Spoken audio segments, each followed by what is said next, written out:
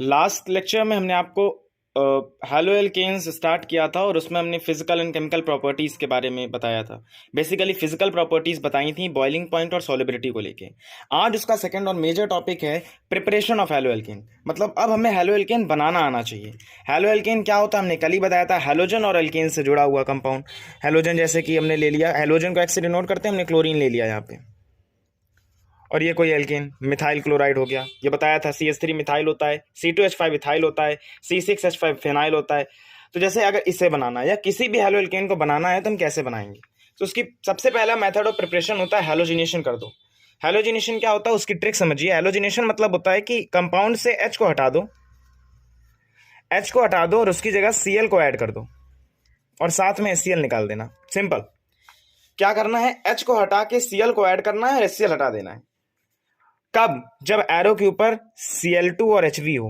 मतलब हमें Cl को ऐड करना था इसलिए Cl2 लिया, और Hv मतलब होता है सनलाइट। अब ये लिखने की जरूरत नहीं है कि Hv मतलब सनलाइट है। Hv अंडरस्टूड होता है कि सनलाइट है, बताने के लिए कि Hv सनलाइट होता है इसलिए Hv लिखा। अब H तो रिमूव कर देंगे भैया, लेकिन कौन से कार्बन से H रिमूव करें? जो कंपाउंड होगा तो उसमें काफी सारे कार्बन हो सकते हैं। इसकी क्या ट्रिक है? सबसे पहले देखेंगे कि बेंजाइलिक कार्बन है। अगर बेंजाइलिक है तो वेल एंड गुड, सबसे पहले उसी से हटा देना। अगर बेंजाइलिक नहीं है तो एलाइलिक पे आना, एलाइलिक कार्बन है। हमने कल लास्ट लेक्चर में और शॉर्ट्स में ही बताया कौन बेंजाइलिक होते हैं कौन एलाइलिक होते हैं, तो वहां से देखिए। अगर बेंजाइलिक और एलाइलिक दोनों ही नहीं मिल रहे हैं तो फिर 3 डिग्री, देन 2 डिग्री और सबसे लास्ट में 1 डिग्री। फॉर एग्जाम्पल पहला एग्जाम्पल लें, हमने कहा मिथेन है, इसकी रिएक्शन हुई Cl2 से Hv की प्रेजेंस में, क्या बनेगा? हमने कहा H हटा के Cl लगाना है और HCl निकालना है। तो इसमें 4 H हैं, एक H को हटाएंगे और उसकी जगह Cl लगा देंगे तो क्या बनेगा? CH3 और Cl। एक H हट गया तो 3 H हो गए, 4 थे, और प्लस HCl। अब ये तो नॉर्मल था, इसमें एक ही कार्बन था तो इसलिए हमें इसकी कॉन्सेप्ट की जरूरत नहीं पड़ी, ये 1 डिग्री का था। अब आते हैं कि अब जो हमने बात कही थी वो कहां पे लागू होगी, अब समझना। जैसे कंपाउंड आ गया CH3 CH double bond CH2 in presence of Cl2Hv। अब 3 कार्बन है, किस कार्बन से हाइड्रोजन हटाएं और क्लोरीन लगाएं? तो जैसे बताया था कि पहले देखेंगे बेंजाइलिक, क्या बेंजाइलिक है? नहीं, बेंजीन तो आ ही नहीं रहा। फिर देखेंगे क्या एलाइलिक है? अब एलाइलिक के हमने कहा था C डबल बॉन्ड C से जुड़े वाले कार्बन को एलाइलिक कहते हैं। तो मतलब यहाँ पे एलाइलिक की प्रेजेंस तो है, तो मतलब एलाइलिक से ही हाइड्रोजन हटेगा। तो आंसर में क्या आएगा? इससे हाइड्रोजन हटा तो इसी में क्लोरीन लगा, जिसका बॉन्ड टूटता है उसी का बॉन्ड जुड़ता है। तो इससे हाइड्रोजन हटा तो इसमें क्लोरीन लगा, CH डबल बॉन्ड C, बाकी कंपाउंड वैसा ही रहा, plus HCl। Got it? For example अब अगर हम थर्ड वाला लें, बेंजाइलिक के भी एक करा दें, यहां ऊपर CH3 है, अब ये बेंजीन पे है तो इसमें सिंपल Cl2Hv जब होगा तो बेंजाइलिक है तो इस वाले से हटेगा, तो आंसर में आ जाएगा CH2Cl। इसका नाम क्या है आप हमें कमेंट पे बताएंगे, कल ही हमने बताया था, बेंजिल बेंजल बेंजो की जो सीरीज बताई थी, प्लस HCl। ये दो एग्जांपल्स सेम उसी कॉन्सेप्ट पे, अब इस पे समझिएगा। अब जैसे ये वाला है, सबसे पहले हम लोग देखते हैं क्या बेंजाइलिक है? हाँ भाई बेंजाइलिक तो है, लेकिन बेंजाइलिक में भी ऊपर 3 कंपाउंड्स दिए हैं, हमें उससे कोई लेना देना नहीं है। बेंजीन से जो डायरेक्ट जुड़ा है उसका हाइड्रोजन हटाएंगे। तो बेंजीन से डायरेक्ट CH2 वाला जुड़ा है तो इसका जो आंसर आएगा उसके क्लोरीन यहां लगेगा, CH Cl और बाकी कंटिन्यू ऐसे ही रहेगा। सेकेंड वाले का आंसर ये थोड़ा अच्छे सवालों में आता है। सबसे पहले आपने बेंजाइलिक देख, बेंजीन तो है लेकिन बेंजीन से डायरेक्ट कोई जुड़ा कार्बन नहीं है, और पहली बात ये बेंजीन भी नहीं है क्योंकि इसमें सिर्फ सिंगल मोल होगा। बेंजीन तब कहेंगे जब ये कुछ ऐसे स्ट्रक्चर पे होता, डबल बॉन्ड अल्टरनेटिंग पोजीशंस पे होते हैं। तो बेंजीन तो नहीं है, बेंजाइलिक तो नहीं होगा। सेकंड केस होता है क्या ये एलाइलिक है? अब एलाइलिक के लिए हमें चाहिए कि कार्बन डबल बॉन्ड कार्बन के बगल में कोई कार्बन होना चाहिए। ये कार्बन डबल बॉन्ड कार्बन दिख रहा है, क्या इसके बगल में कोई कार्बन है? हाँ है, ये वाला भी है ये वाला भी है, तो किसी भी एक से हाइड्रोजन। अब ये जो बॉन्ड लाइन स्ट्रक्चर होते हैं इसमें हाइड्रोजन होता है, अंडरस्टूड है। तो आंसर में या तो आप ऊपर वाले का इसको ऐसे रहेंगे, या तो यहां पे Cl लगा दीजिए, HCl कर दीजिए, या यहां नीचे भी लग सकता है, कोई उसमें कोई बड़ी बात नहीं है। अब फर्स्ट पार्ट में तो हमने सीखा कि हेलोजिनेशन मतलब कोई अगर नॉर्मल एल्केन है तो उसको हम कैसे हेलो एल्केन में कन्वर्ट करें। सेकंड है कि अगर एल्कीन हुआ तब कैसे कन्वर्ट करेंगे, ये एक इंपॉर्टेंट पार्ट आता है। और इसका नाम आप लोगों ने बड़ा सुना होगा, मार्कोनिकॉफ रूल। टीचर्स बहुत तरीके से पढ़ाते हैं। इसकी सिंपल से एक ट्रिक समझिएगा, richer become more richer. Alkenes जब भी करेंगे तो मार्कोनिकॉफ रूल आता है, लेकिन उसके लिए क्या करना है, रिचर बिकम मोर रिचर, यही इसकी ट्रिक है। अब ये क्या है, कहां लगेगा, कैसे लगेगा, ये बताते हैं। जिस भी कंपाउंड से या जिस भी आप एसिड से रिएक्ट करवाएंगे कंपाउंड को, उसका आपको बॉन्ड को तोड़ देना है। फॉर एग्जांपल एल्कीन लिया कोई, CH3 CH double bond CH2, इसकी रिएक्शन आपने किसी से भी करा दी, हमने कह रहा है HBr से करा दी या HCl से करा दी। अब HBr से कराएंगे तो एक H प्लस है और एक Br माइनस है, इसमें दो बॉन्ड्स हैं। अब जो डबल बॉन्ड हैं, किसी के पास H जाएगा, किसी के पास Br जाएगा, लेकिन किसके पास H जाएगा और किसके पास Br जाएगा, ये मार्कोनिकॉफ रूल ने बताया था। अब हमने बताया ये ट्रिक क्या है, रिचर बिकम मोर रिचर, रहीस और रहीस हो जाएगा, इसलिए पढ़ लो। रिचर बिकम मोर रिचर मतलब कि जिसके पास हाइड्रोजन ज्यादा है उसी के पास हाइड्रोजन जाएगा।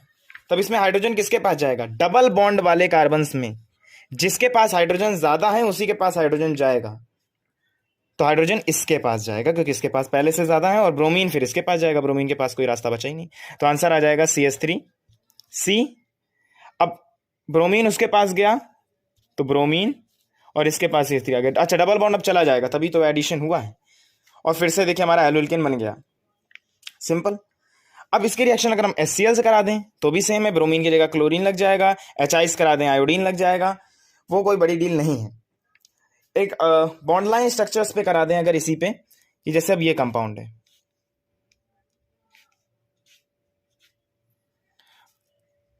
अब जहां पे ये जो क्रॉस साइंड होते हैं, जहां पे कॉर्नर्स आता है वहां पे कार्बन है, इसको ये समझिएगा।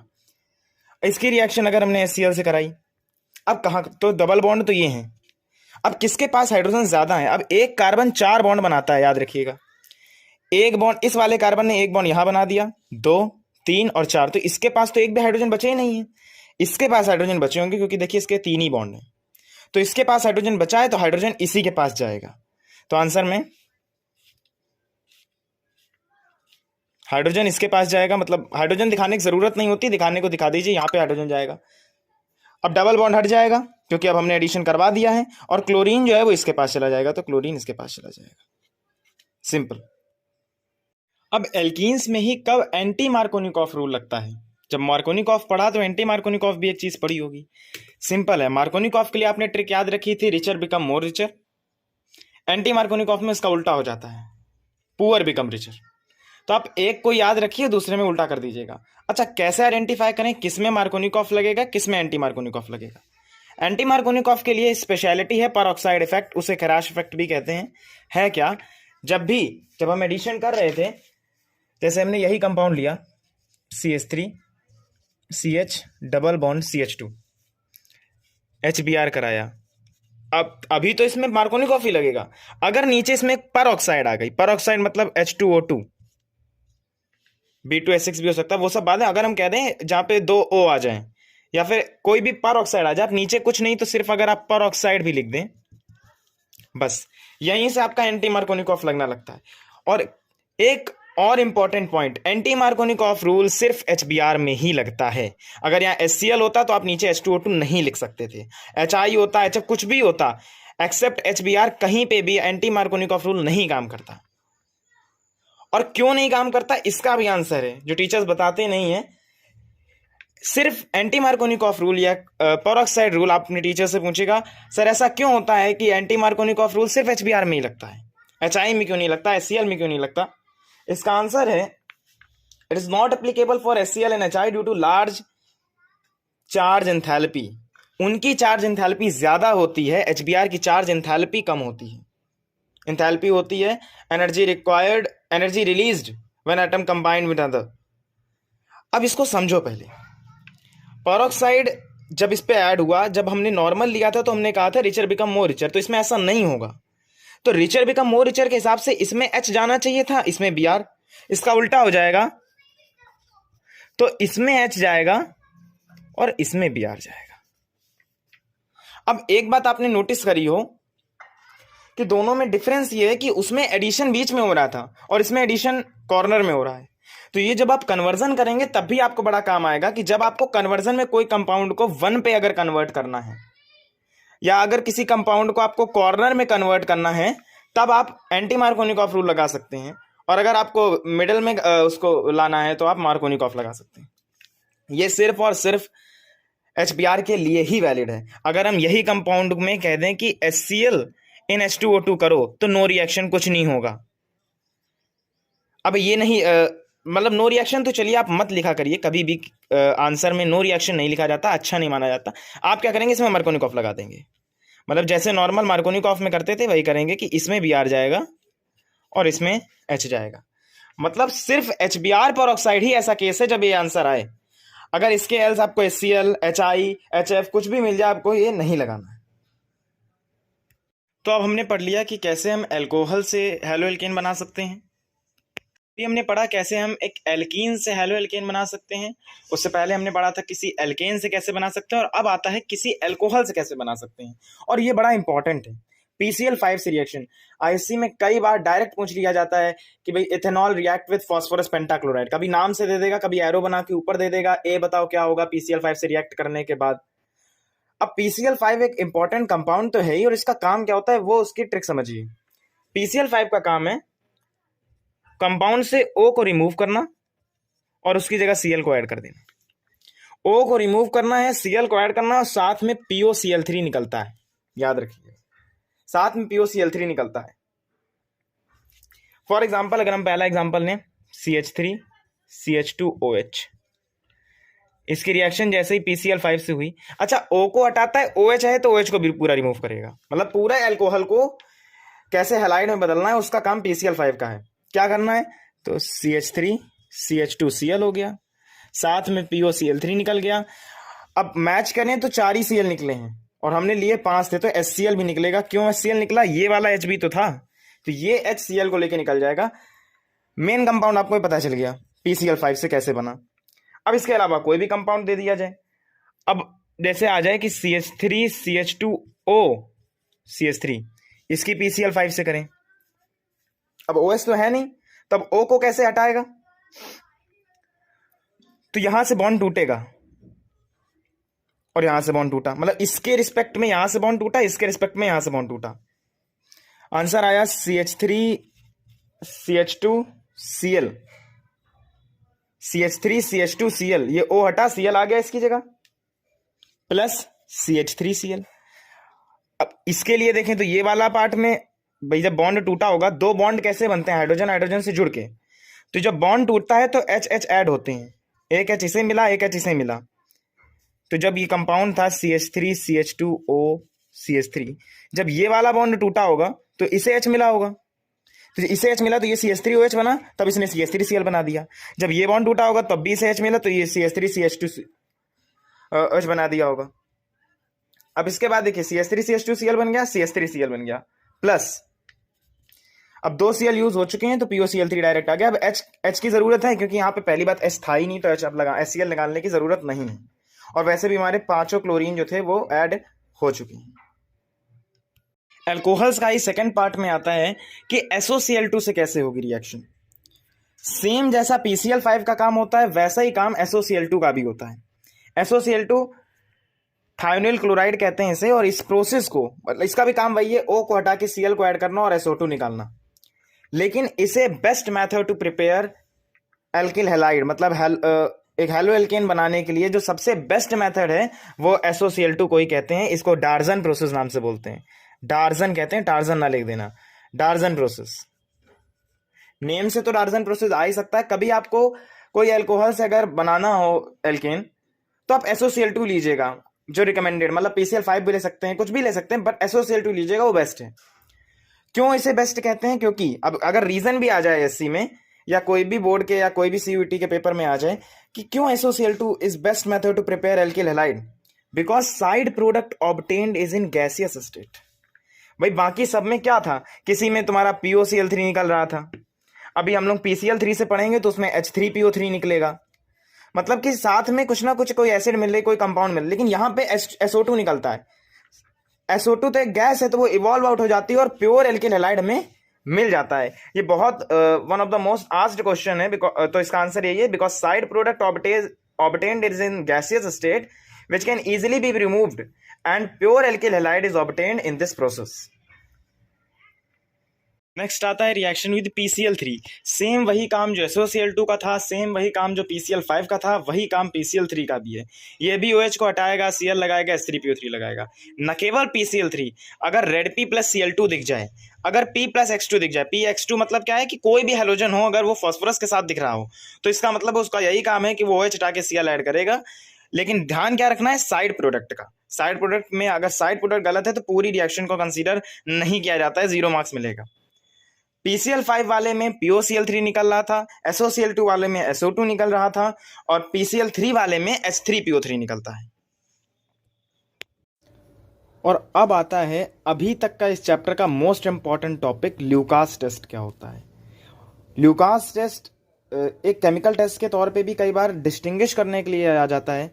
जब भी कभी दो एल्कोहल्स हों और उनकी डिग्री डिफरेंट हो और कहते हैं इन दोनों को डिस्टिंग्विश करो, तब हम इसका यूज़ करते हैं। और नॉर्मली इसका यूज़ करते हैं जब कोई हेलोजन बनाना हो। हेलोजन बनाने के लिए अल्कोहल्स हमने PCl5 दिया, SOCl2 लिया, तो उनका भी यूज़ कर सकते हैं। इसका बेसिक का काम जो है वो केमिकल टेस्ट में आता है। अब होता क्या है, ल्यूकास टेस्ट में ल्यूकास रिएजेंट का यूज़ होता है। ल्यूकास रिएजेंट क्या है, एनहाइड्रस ZnCl2 प्लस HCl, याद रखना है। एनहाइड्रस ZnCl2 प्लस HCl को ल्यूकास रिएजेंट कहते हैं। अब होता क्या है, इसकी रिएक्टिविटी डिपेंड करती है कितनी डिग्री का एल्कोहल है। अगर 3 डिग्री एल्कोहल से HCl और एनहाइड्रस ZnCl2 रिएक्ट करेगा, अगर 3 डिग्री से करेगा तो क्या होगा समझो, ये H ये OH ये तो आपस में निकल जाएंगे, तो 2H और O निकला तो H2O निकल गया, और इसकी जगह Cl आके लग जाएगा। HOH निकल गया, इसकी जगह Cl आके लग गया। इमीडिएट वाइट टर्बिडिटी मिलती है। वाइट टर्बिडिटी वो हम लोगों को गेट मिलती है, हम लोगों को प्रोड्यूस होती है वाइट टर्बिडिटी जब ये रिएक्शन के बाद, जब 3 डिग्री एल्कोहल ल्यूकास रिएजेंट के साथ रिएक्ट करता है। अच्छा, सेम बात अगर 2 डिग्री के लिए करें तब भी यही होगा, H2O निकलेगा, तब भी यहाँ Cl लगेगा, H2O निकलेगा, तब भी वाइट टर्बिडिटी आएगी, बट टर्बिडिटी आफ्टर 5 से 10 मिनट्स। यहाँ पे इमीडिएटली वाइट टर्बिडिटी मिल रही थी, यहाँ पे 5 से 10 मिनट बाद मिलेगी। और थर्ड, अगर 1 डिग्री का एल्कोहल है, अगर 1 डिग्री का एल्कोहल है तो ये रिएक्शन रूम टेम्परेचर पे तो भैया नहीं होगी ही नहीं। अब आता क्या है कि जैसे क्वेश्चन आया अभी 2024 के ISC में भी आया था कि प्रोपेन 1 ऑल और प्रोपेन 2 ऑल में डिस्टिंग्विश करो। तो प्रोपेन 1 ऑल जो है, प्रोपेन 1 ऑल बताएं अगर हम, तो CH3 CH2 CH2 OH, 3 carbon और ऑल प्रोपेन 1 ऑल है। और प्रोपेन 2 ऑल मतलब CH3 CH OH CH3, ये प्रोपेन 2 ऑल हो गया। इन दोनों में डिस्टिंक्शन मांगा है। अब ये देखो 1 डिग्री का है, ये अल्कोहल कितने डिग्री का है, 1 डिग्री का। क्यों, डिग्री कैसे कार्बन की निकालते हैं और ग्रुप की निकालते हैं, इसका शॉर्ट भी डाला है, लास्ट वीडियो में समझाया भी था। अब ये 1 डिग्री का है तो कहेंगे while reacting with Lucas test this compound will not show any reaction in room temperature, while this compound, because it is of 2 degree alcohol, this compound showed white turbidity after 5 to 10 minutes। अगर 3 degree होता तो कह देते यहाँ पे immediate मिल रही है, यहाँ पे 5 से 10 मिनट बाद मिल रही है। इस रिएक्शन को ग्रूव्स प्रोसेस भी कहते हैं। Groves process, very important topic. Lucas test से ही इंपॉर्टेंट टॉपिक शुरू हो गए थे। और अब हैलोजन एक्सचेंज रिएक्शन, फिंकलस्टीन और स्वार्ट्स रिएक्शन, ये नेम रिएक्शन के तौर पे भी बहुत पूछी गई ISC में, ISC 2012, 13, 14, अभी 2020 के पेपर्स में, 2023 के पेपर में, 2024 के स्पेसिमेन में, मतलब ये नेम रिएक्शन हैलो एल्केन हैलोरिन्स की आती ही रहती हैं। अब फिंकलस्टीन और स्वार्ट्स का बेसिक काम क्या है, एक जो है वो फ्लोराइड ऐड करता है, एक फ्लोरीन को ऐड करता है और एक आयोडीन को ऐड करता है। अब कौन किसे ऐड करता है, इसका जनरल स्ट्रक्चर समझो। फिंकलस्टीन रिएक्शन नाम से पता चल रहा है हैलोजन एक्सचेंज, मतलब इसमें भी हैलोजन होगा, इसमें भी आंसर में भी हैलोजन आएगा, लेकिन दोनों के हैलोजन एक्सचेंज हो रहे होंगे। समझो, इसका बेसिक स्ट्रक्चर है RX plus NaI, sodium iodide लेते हैं, एसीटोन से रिएक्शन कराते हैं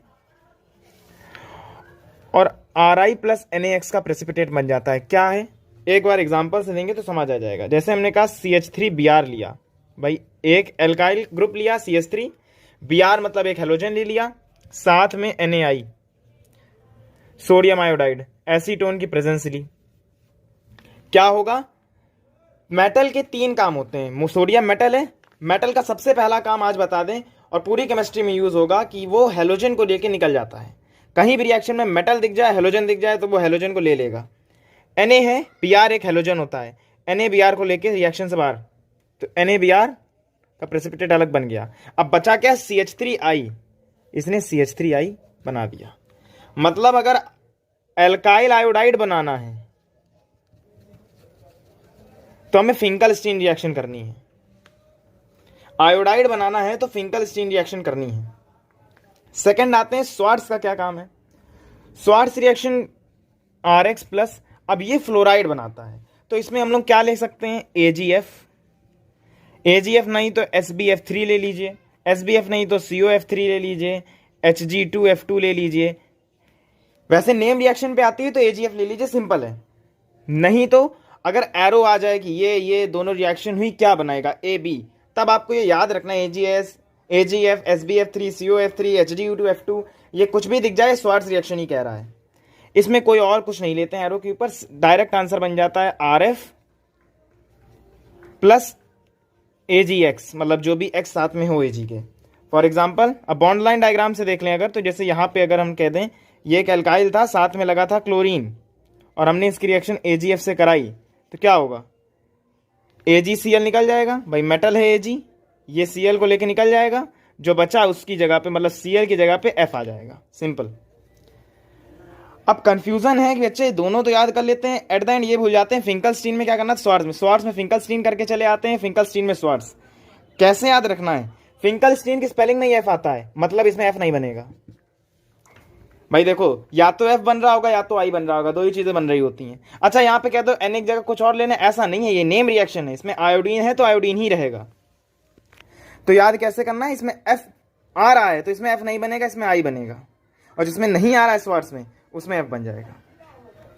मोस्ट इंपॉर्टेंट रिएक्शंस हैं इस चैप्टर की, फिंकलस्टीन और Swarts reaction, halogen exchange reactions पे भी आती हैं। 2 और रिएक्शन बची हैं, इसके बाद प्रिपरेशन खत्म हो गई, फिर हम SN1 और SN2 पे आएंगे। एक हंस-डिकर रिएक्शन और एक NBS, एन ब्रोमोसक्सेनामाइड कहते हैं। इतनी इंपॉर्टेंट नहीं है जितनी as compare to Finkelstein, Lucas test और स्वार्ट्स रिएक्शन, पर फिर भी अब हंस-डिकर समझिए क्या होता है। ऐसा कोई स्ट्रक्चर आपको दिख जाए, CH3C double bond OOAG, RCOOAG, मतलब डबल बॉन्ड O और Ag आ जाए, इसकी रिएक्शन Br2 से करानी है, ब्रोमीन से करानी है। Br2 को हम लिख सकते हैं Br 2 बार, एक ही चीज है। अब हमने कहा था कहीं भी अगर मेटल दिख जाए पहला काम वो हेलोजन को लेकर निकल जाएगा, तो एक AgBr निकल गया पहले ही, ठीक है। COO आपस में दिख रहे हैं, ये CO2 है भैया, कार्बन डाइऑक्साइड, ये भी निकल गई, बचा क्या, CH3 बचा और Br बचा, तो CH3Br भी बन गया, सिंपल। अब इस वाले का आंसर क्या होगा, सबसे पहले CO2 निकल जाएगा, हमें पता है, 2 दिख रहे हैं, C दिख रहा है, CO2 निकल गया, Ag एक Br को लेके निकल जाएगा, AgBr, बचा क्या, इसके ऊपर एक ही चीज आएगी, पूरा Br आ जाएगा इसके ऊपर, खत्म, सिंपल। एन ब्रोमोसक्सेनामाइड का सिंपल से एक ट्रिक है, बहुत रेयर है कि पूछा जाए, CBSE में भले पूछ लिया जाए। इसमें क्या है, एलाइलिक हाइड्रोजन के H की जगह Br लगा देना है। अब एलाइलिक हाइड्रोजन क्या होता है, कार्बन डबल बॉन्ड, कार्बन के बगल वाले हाइड्रोजन को एलाइलिक कहते हैं। तो इसका एक हाइड्रोजन निकालना है और उसकी जगह Br लगा देना, आंसर क्या आएगा, ये ऐसे ही रहेगा, यहां Br लग जाएगा, सिंपल। अब जैसे ये कन्वर्जन का क्वेश्चन है कि इथाइल एल्कोहल से इथाइल आयोडाइड बनाइए, अभी तक जितने कॉन्सेप्ट पढ़े हैं उसी से हो जाएगा। पहले इथाइल एल्कोहल, हमने कहा था इथाइल का स्ट्रक्चर याद रखना, मतलब C2H5 है, एल्कोहल मतलब OH ग्रुप, सबसे पहले तो यही लिख दिया करो। सेकेंडली है फिर इथाइल आयोडाइड, इथाइल आयोडाइड मतलब C2H5 और I आ गया है, समझ जाओ कौन सी रिएक्शन, यहां कहीं ना कहीं इस कन्वर्जन में फिंकलस्टीन रिएक्शन इंक्लूड हो रही होगी। अच्छा, अब एल्कोहल से I बनाने के लिए अब ये OH I की जगह नहीं आ सकता, या तो यहां पे कुछ और हेलोजन आ जाए, Cl आ जाए, तो हम Na के साथ रिएक्शन कर देंगे और वो हट जाएगा। तो इसका रिएक्शन अगर हम अब एल्कोहल से पहले हमें क्लोराइड में आना है, तो इसके लिए हमने इतनी सारी प्रोसेस पढ़ी है, कोई भी एक ले लिया, हमने कहा था बेस्ट है SOCl2 ले लीजिए, सिंपल। साइड प्रोडक्ट लिखने की जरूरत नहीं है जब कन्वर्जन कर रहे हैं। क्या बनेगा, C2H5Cl। और C2H5Cl की रिएक्शन अगर हम NaI से करें एसीटोन की प्रेजेंस में, जिसे फिंकलस्टीन कहते हैं, तो क्या होगा, NaCl को लेकर निकल जाएगा, C2H5I बन जाएगा, जो हमारा आंसर था। केमिकल प्रॉपर्टी स्टार्ट करते हैं। पहली केमिकल प्रॉपर्टी, सब्स्टिट्यूशन रिएक्शंस में कैसे हैलो एल्केन्स इंक्लूडेड है। और अब जो रिएक्शंस हैं, 4 रिएक्शंस को कंपाइल किया है, और ये चारों रिएक्शन अगर कन्वर्जन में नहीं आई तो A to B में आ जाएंगी। मतलब ये रिएक्शन कहीं ना कहीं तो आपको पेपर में दिख जाएगी। अब वो आपको पहचानना है कि सब्स्टिट्यूशन रिएक्शन का सवाल है, हैलो एल्केन से है। क्या करना है, देखो, कोई भी एक कंपाउंड लेंगे हैलो एल्केन का, जैसे इसमें हमने CH3Cl लिया है, C2H5Cl ले सकते हैं, कुछ भी हो। अगर इसकी रिएक्शन KCN से होती है, इंपॉर्टेंट है ये टॉपिक, इंपॉर्टेंट है। अगर इसकी रिएक्शन हम KCN से कराते हैं, अगर हमें साइनाइड बनाना है क्लोरीन से या किसी क्लोराइड से साइनाइड पे आना है, अब वो जब कन्वर्जन देगा तो क्या देगा, एक अल्कोहल देगा, साइनाइड देगा, कहेगा कन्वर्ट करो। तो कुछ नहीं, पहले तुम अल्कोहल से इसमें आओगे SOCl2 से, और SOCl2 से KCN कर दोगे। KCN से रिएक्शन करोगे तो क्या होगा, अब हमने क्या कहा, एक जो टॉपिक है वो हमेशा चलता रहेगा कि मेटल जो होता है वो हैलोजन को रिएक्शन से ले लेता है। मेटल है कि वो Cl को लेके निकल जाएगा, सेपरेट हो जाएगा, KCl को लेके अलग चला जाएगा, और इसकी जगह क्या आ जाएगा, CH3CN। अच्छा, अगर AgCN लिखा है, अब Ag भी तो मेटल है, वो भी Cl को लेके चला जाएगा, ठीक है, AgCl। लेकिन अब यहाँ पे ट्विस्ट है। ट्विस्ट ये है कि ये CH3NC बनाएगा, ये आइसोसाइनाइड बनाएगा, इसे आइसोसाइनाइड कहते हैं। ये साइनाइड था, ये साइनाइड था, इसे कहेंगे मिथाइल साइनाइड, लेकिन यह है मिथाइल आइसोसाइनाइड। क्यों ऐसा हुआ, क्योंकि KCN जो है वो आयनिक है नेचर में, वो K+ और Cn- में टूटता है, लेकिन AgCN कोवेलेंट है नेचर में, इसलिए NC जुड़ता है। ये वाला टॉपिक अच्छे से कर लीजिएगा, क्योंकि ये आता है कि आइसोसाइनाइड कन्वर्ट करो, कह देगा कि इथेनॉल लो C2H5OH और उससे C2H5NC बनाओ। तो तुम्हें कुछ नहीं, पहले SOCl2 से करके तुम Cl पे आओगे, फिर Cl से करने के बाद AgCN करोगे तो आ जाएगा आंसर। जैसा यहाँ पे किया था, इसका जस्ट उल्टा जब NO2 आ जाए, जब वो नाइट्राइट बनाने को कहे, तब क्या करना है, जैसे अगर हमने KNO2 से रिएक्शन कराई तो बनेगा K तो Cl को लेके निकल जाएगा, जैसे हम लोगों ने पढ़ा है, बनेगा CH3ONO,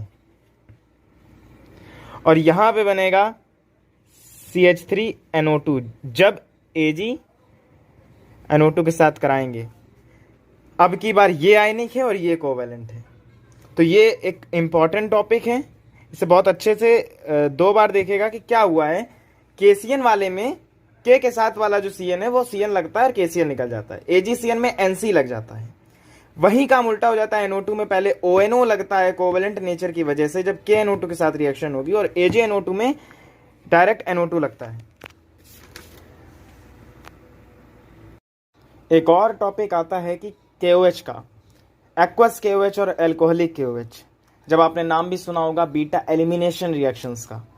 क्या होता है समझो, जब भी हम कोई एक एल्काइल हैलाइड लेते हैं, जैसे जब भी किसी कंपाउंड के साथ X जुड़ा हो या हेलोजन जुड़ा हो, और उसकी रिएक्शन अगर हम एक्वस KOH से कराते हैं, तब होता है कि एल्कोहल बनता है। मतलब वो क्या करता है, K जो है वो Cl को लेके या जो भी X है उसको लेके निकल जाएगा, और उसकी जगह OH आ जाएगा, सिंपल। लेकिन जब यहीं पे एल्कोहलिक KOH लगा होता है, तब ऐसा नहीं होता है, तब वो एल्कीन बना देता है, तब सब्स्टिट्यूट ना होके एलिमिनेट हो जाता है। यही डिफरेंस है सब्स्टिट्यूशन और एलिमिनेशन रिएक्शन के लिए। यहां पे क्या हुआ था, उसकी पोजीशन को सब्स्टिट्यूट किया था, OH की पोजीशन की जगह OH आ गया था Cl की जगह। तो यहाँ पे ऊपर में सब्स्टिट्यूशन रिएक्शन का एग्जाम्पल था ये, यहाँ पे सब्स्टिट्यूशन हुई थी। सब्स्टिट्यूशन क्यों हुआ था, क्योंकि जो OH है वो एक स्ट्रॉन्ग न्यूक्लियोफाइल है, इसलिए वो सब्स्टिट्यूशन रिएक्शन को सपोर्ट करता है यहाँ पे। पर यहाँ क्या होता है कि एल्कोहलिक KOH होने की वजह से, यहाँ पे अल्कोहल पड़ा होने की वजह से C2H5O जो है, C2H5OH होगा, इथेनॉल होगा, तो ये जो है ये एक स्ट्रॉन्ग बेस का काम करता है, और स्ट्रॉन्ग बेस होने के कारण ये एलिमिनेशन रिएक्शन करता है। क्या कह रहे हैं भैया, क्या नहीं कह रहे हैं, समझ नहीं आ रहा। एक एग्जांपल लेते हैं, समझ आएगा। अगर हम कहें CH3 CH2OH है और उसकी रिएक्शन हमने एक्वस के वजह से कराई, सॉरी Cl है और एक्वस के वजह से कराई। तो एक्वस वाले का काम क्या है, KCl लेके निकल जाएगा और उसकी जगह बन जाएगा CH3 CH2OH, ठीक है। पर इसी की रिएक्शन सेम कंपाउंड की रिएक्शन अगर हम एल्कोहलिक के वजह से कराते तो ऐसा ना होता, तब क्या होता, एलिमिनेशन होता। और एलिमिनेशन कैसे होते हैं अब ये समझो। पहली बात तो एल्कीन बनता इन द सेंस कि जो भी रिएक्शन है, जैसे K है वो Cl को लेके तो निकलेगा, जैसे हम पूरा दे दें CH3 CH2 Cl, K Cl को लेके अभी भी निकलेगा, लेकिन यहां पे हो जाएगा CH2 डबल बॉन्ड CH2, होगा क्या प्लस H2O। ये जो दो H दिख रहे हैं इनमें से ये एक H निकलेगा, ये HOH के साथ जुड़ेगा, H2O निकाल देगा और ये जो है CH3 CH2 ये एक एल्कीन में बदल जाएगा, इथीन में बदल जाएगा। कैसे याद रखें कौन सा वाला क्या करेगा, इसकी ये ट्रिक है कि ऐसे याद रखना, एल्कोहल वाला एल्कोहल नहीं बनाता, एल्कोहल वाला एल्कोहल नहीं बनाता तो क्या बनाएगा, एल्कीन। दो ही चीजें बनती हैं, या तो एल्कोहल या तो एल्कीन। याद कैसे रखना, एल्कोहल वाला एल्कोहल नहीं बनाएगा, मतलब एक्वस वाला बनाएगा, सिंपल। अब आते हैं कि एल्कोहलिक KOH काम करता कैसे है। हमने कहा भैया वो कौन से, भाई सेकंड वाले में ही दिक्कत हो रही थी, पहले वाले में तो OH लगा दिया था, अब सेकंड वाले में किस में करें। तो पहली बात हम लोग कहते हैं बीटा कार्बन में होता। अब बीटा कार्बन क्या होता है, पहली बात समझो कि जैसे हमने एक कंपाउंड लिए CH3 CH CH3 CH2 Cl, ठीक है। अब जो ग्रुप है ये जिस कार्बन से जुड़ा है ये अल्फा कार्बन था और इससे जो जुड़ा है वो बीटा कार्बन है, ठीक। अल्कोहलिक KOH वाले सवालों को करने के लिए हमको यूज करना पड़ता है सेडजेफ रूल। सेडजेफ रूल क्वेश्चन आता है एल्कीन बनाने के लिए कौन सा रूल है, सेडजेफ रूल है। सेडजेफ रूल क्या कहता है कि elimination occur from that beta carbon which have less number of hydrogen, जिसके पास हाइड्रोजन कम होंगे एलिमिनेशन उससे होगा। तो इस रिएक्शन में हमने कहा कि अल्कोहलिक KOH से कराएंगे तो सबसे पहले बीटा कार्बन देखना है। अब यहां पे तो एक ही बीटा, भाई ये क्लोरीन इससे अल्फा से जुड़ा वाला बीटा, तो एक ही बीटा है तो एलिमिनेशन यहीं से होगा।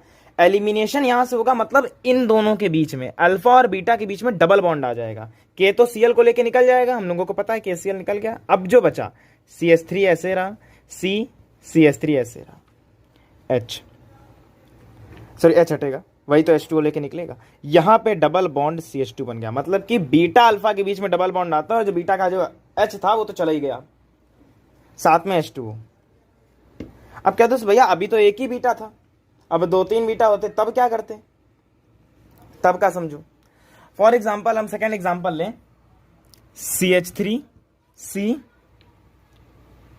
CH3 Cl CH2 CH3। अब कहते हैं इसमें अल्कोहलिक KOH करिए। अब यहां पे ये है अल्फा, ये भी बीटा है, ये भी बीटा है, ये भी बीटा है। सेडजेफ रूल कहता है elimination occur from that beta which has less number of hydrogen. तो कम हाइड्रोजन किसके पास है, इसके पास 2 है, इसके पास 3 तो इसके पास 2 है, तो ये सबसे छोटा है, तो डबल बॉन्ड इन दोनों के बीच में आएगा। तो आंसर आएगा CH3 C, ऊपर CH3, यहां पे double bond CH3। Got my point. साथ में तुम्हारा KCl निकला और साथ में H2O निकला। इस मेथड को कहते हैं सेडजेफ रूल। अब कुछ ही टॉपिक्स बचे हैं और इंपॉर्टेंट टॉपिक्स हैं। SN1 SN2 का सेपरेट वीडियो हम लाएंगे, उसमें पूरी उसकी मैकेनिज्म, उसके कौन से फैक्टर्स कहाँ पे अफेक्ट करते हैं और जो उसका मेन क्वेश्चन आता है कि 2 डिग्री में ज़्यादा कि 3 डिग्री में, जो ऑर्डर पे बेसिस पे आता है वो बताएंगे। अभी पढ़ते हैं कुछ नेम रिएक्शन और उससे पहले ग्रिग्नार्ड रिएजेंट। ग्रिग्नार्ड रिएजेंट बड़ा इंपॉर्टेंट टॉपिक है, हर चैप्टर में आपका पीछा नहीं छोड़ेगा, हर चैप्टर में मिलेगा ग्रिग्नार्ड रिएजेंट।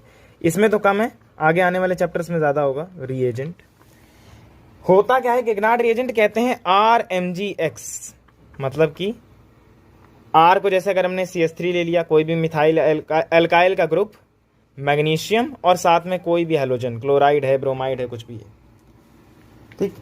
होता क्या है, कोई भी सिंपल, अब इसकी पहले प्रिपरेशन समझो, एक लाइन की प्रिपरेशन है। क्या होगा, कोई भी एल्किल हैलाइड लिया CH3Cl, इसकी रिएक्शन अगर हम मैग्नीशियम से कराएं ड्राई ईथर की प्रेजेंस में, ड्राई ईथर की प्रेजेंस में, तो होता क्या है, ये Mg जाके इनसे जुड़ जाता है, तो होगा क्या, CH3 MgCl, इन दोनों के बीच में CH3 जुड़ गया, और यही तो हमें बनाना था ना, इसी को ग्रिग्नार्ड रिएजेंट कहते हैं। तो ये तो ग्रिग्नार्ड रिएजेंट की प्रिपरेशन है, ठीक। अब कहते हैं ग्रिग्नार्ड रिएजेंट जब भी बनाया जाता है, Grignard reagent is prepare under anhydrous condition, water नहीं होना चाहिए रिएक्शन में। जब ग्रिग्नार्ड रिएजेंट बना रहे हो, जैसे फिर से हम एक कोई कंपाउंड लें, जैसे ये है, यहाँ पे क्लोरीन रखें, Mg, इनसे रिएक्शन कराई ड्राई ईथर की प्रेजेंस में, क्या बनेगा, दोनों के बीच में Mg आ जाएगा, सॉरी बेंजीन नहीं है, साइक्लोहेक्सेन है, तो MgCl आ जाएगा, ठीक। वाटर नहीं लिया रिएक्शन में, क्यों नहीं लिया, इसका रीजन बड़ा आता है। Why Grignard reagent is prepared under anhydrous condition, because it react immediately with water and form alkane. इसको इसलिए हम लोग वाटर नहीं लेते हैं, क्योंकि जैसे ही वाटर लेंगे एल्केन बना देगा।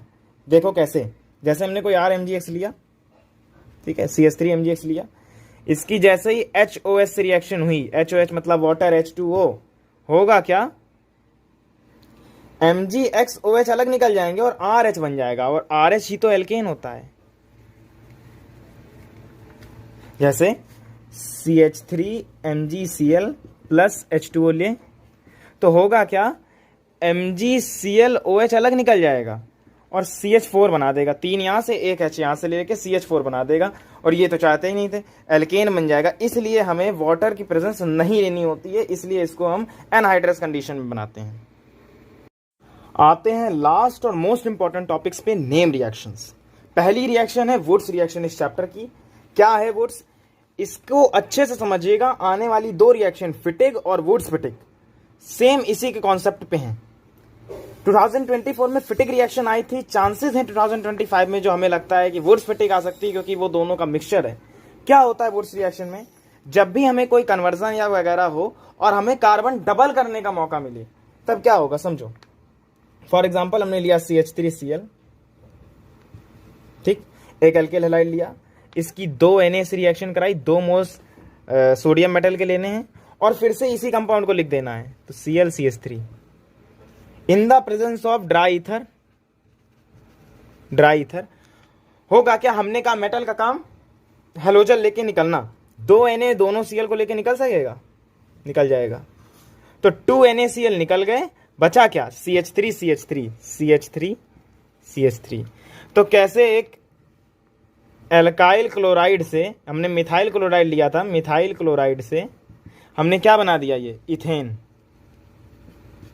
अब वो या तो नेम रिएक्शन में पूछ ले कि वुड्स क्या है, और या तो कन्वर्जन में पूछेगा कि मीथेन से इथेन बनाओ, तो पहले तुम मीथेन से Cl2HV करके मिथाइल क्लोराइड बना दोगे और फिर उसकी वुड्स रिएक्शन करा दोगे। ये रिएक्शन तब लगती है जब नंबर ऑफ कार्बन को डबल कर दिया जाए।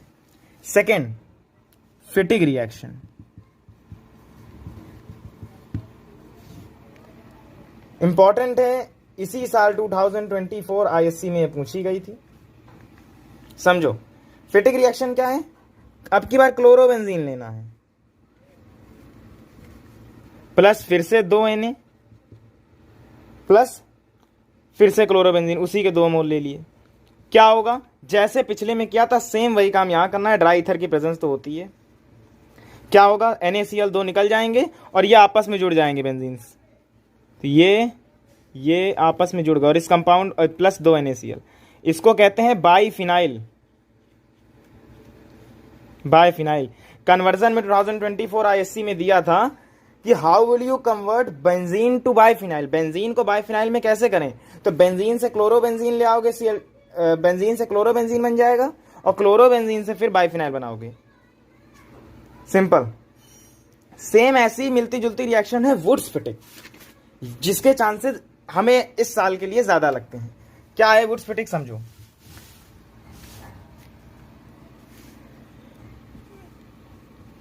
वुड्स फिटिग, एक वुड्स का कंपाउंड ले लो, मतलब एक ले लिया CH3Cl ठीक है, प्लस 2 Na लिए और एक ले लिया बेंजीन वाला, क्लोरोबेंजीन, ठीक, ड्राई ईथर की प्रेजेंस। फिर से 2 NaCl निकल गए। अब की बार क्या बना, ये CH3 के साथ बेंजीन जुड़ जाएगा, मतलब ये बेंजीन ऐसे ही रहा और ये जुड़ेगा CH3 के साथ। इस कंपाउंड को वैसे टोल्यूइन कहते हैं, अभी हम लोग आगे हेलोएरीन्स पढ़ेंगे तब पता चल जाएगा। ये बन गया प्लस तुम्हारा 2 NaCl निकल गया। ये इंपॉर्टेंट है इस ईयर के लिए, वुड्सपिटिक रिएक्शन आ सकती है, 2022 में आई थिंक आई थी लास्ट बार, और अच्छी रिएक्शन है, दोनों का मिक्सचर है। इसके बाद एक उल्मान सिंथेसिस है, वो इतनी इंपॉर्टेंट रिएक्शन है नहीं, उसको आप देख लीजिएगा जब हम नोट्स भेजेंगे अपने, तो उन नोट्स में आपको मिल जाएगी जो भी एक्स्ट्रा चीज़ें हैं, क्योंकि यहाँ पे हम एक एक एग्जांपल लिखा सकते हैं, बहुत बड़ा वीडियो नहीं बनाना है। नोट्स में आपको हर चीज़ के प्रॉपर नोट्स मिल जाएंगे, प्रॉपर 3-4 एग्जाम्पल मिल जाएंगे। नेम रिएक्शन पे आती है, आपको यही लिखनी है। इसके बाद हेलोएरीन शुरू होगा और SN1 SN2 जो हमने नहीं पढ़ाया है वो SN1 SN2 के हम वीडियोज़ डाल देंगे।